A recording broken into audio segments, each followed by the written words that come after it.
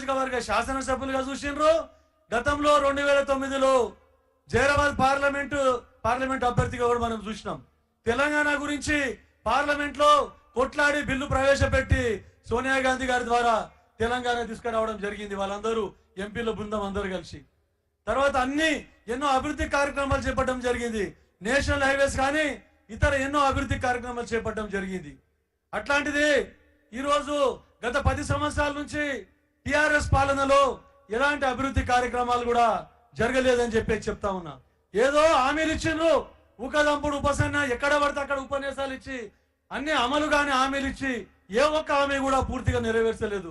అదే మన గౌరవ ముఖ్యమంత్రి రేవంత్ రెడ్డి గారు మీరందరూ కాంగ్రెస్ ప్రభుత్వాన్ని గెలిపించిన తర్వాత సోనియా గాంధీ ప్రవేశపెట్టిన 6 గ్యారంటీలలో కేవలం 100 రోజుల్లో అమలు చేసిన ఘనత రేవంత్ రెడ్డి గారిది, కాంగ్రెస్ పార్టీది, కాంగ్రెస్ ప్రభుత్వాన్ని చెప్తా ఉన్నాను.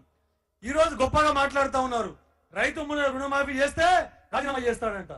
ఏందయ్యా రైతుల మీద మీకు ప్రేమ ఉందా అని చెప్పేసి అడుగుతా ఉన్నాను. అసలు మీరు వ్యవసాయం చేసిండ్రా? హరీష్ రావు గారికి, కేటీఆర్ గారికి, చంద్రశేఖర్ గారికి వ్యవసాయం గురించి తెలుసా? మీరు అధికారంలోకి వచ్చినాక ఫామ్ హౌస్లు కట్టుకున్నారు. కానీ మా నాయకుడు, మా ముఖ్యమంత్రి గారు రైతు కుటుంబంలో పుట్టి, వ్యవసాయ కుటుంబంలో పుట్టి రైతుల గురించే ఆయన తప్పన పని చేస్తా ఉండని చెప్పి చెప్తా ఉన్నాను. ఆయన ఛాలెంజ్ స్వీకరించి ఆగస్టు 15 వరకు 2 లక్షల రుణమాఫీ చేస్తాను మాటిచ్చిండు. ఖచ్చితంగా అమలు చేసి తీరుతాడు అని చెప్పి చెప్తా ఉన్నాను. సోదరులారా, ఇంకొక మచ్చుకు ఉదాహరణ, మనకెందుకు 100 రోజుల్లో 5 గ్యారెంటీలు అమలు చేయడం జరిగింది. ఒక నారాయణ ఖేడ్ నియోజకవర్గంలోనే గెలిచి ఇంకా 4 నెలలు కంప్లీట్ కాలేదు. 4 నెలల లోపల 50 కోట్ల రూపాయల పనులు శాంక్షన్ చేసిన ఘనత మా ముఖ్యమంత్రి రేవంత్ రెడ్డి గారికి దక్కింది అని చెప్తా ఉన్నాను. మొన్ననే మీరు చూసిండ్రు, ఎక్కడ చూసినా సీసీ రోడ్లు అన్ని వేయడం జరిగింది. గ్రామ పంచాయతీ బిల్డింగ్స్, తర్వాత స్కూల్ బిల్డింగ్స్ రిపేర్స్, ఎన్నో కార్యక్రమాలు మనం చేపట్టడం జరిగింది. మీరందరు కల్లారా చూసిండ్రు.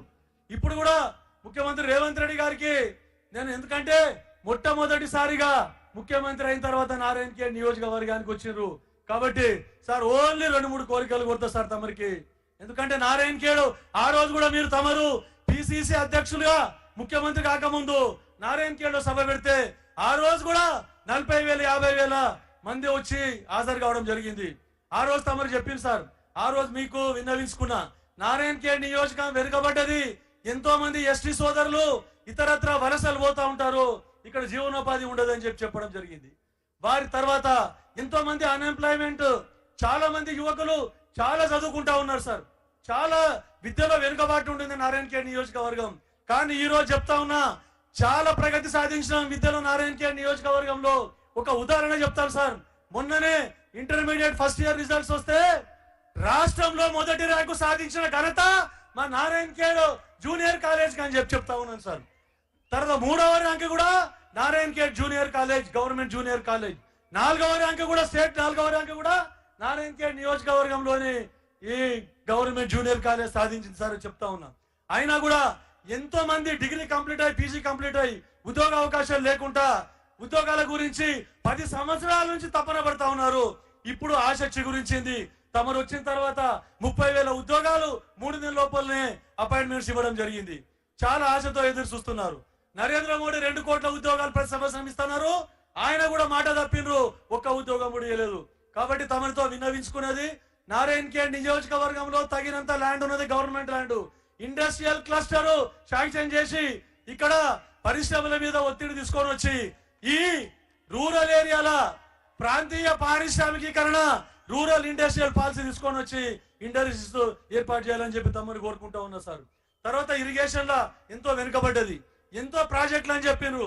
ఇప్పటికీ మొన్న ఎవరు కేసీఆర్ గారు వచ్చి ఇక్కడ ఆందోళన నియోజకవర్గంలో సభ పెట్టి ఏం చెప్తారంటే, మేము శాంక్షన్ చేసినాం, బసవేశ్వర సంగమేశ్వర ప్రాజెక్టులు శాంక్షన్ చేసినాం, మరి కాంగ్రెస్ వాళ్ళు దాన్ని తీసుకుపోయి కోల్డ్ స్టోరేజ్ లో పెట్టిండ్రంట.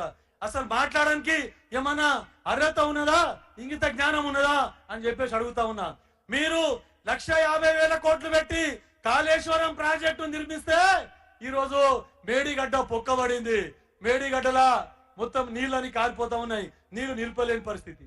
మరి కాళేశ్వరం మీద డిపెండ్ అయినటువంటి ఈ బసవేశ్వర సంగమేశ్వర ప్రాజెక్టు ఎప్పుడైతుందో దేవునికే ఎరుక.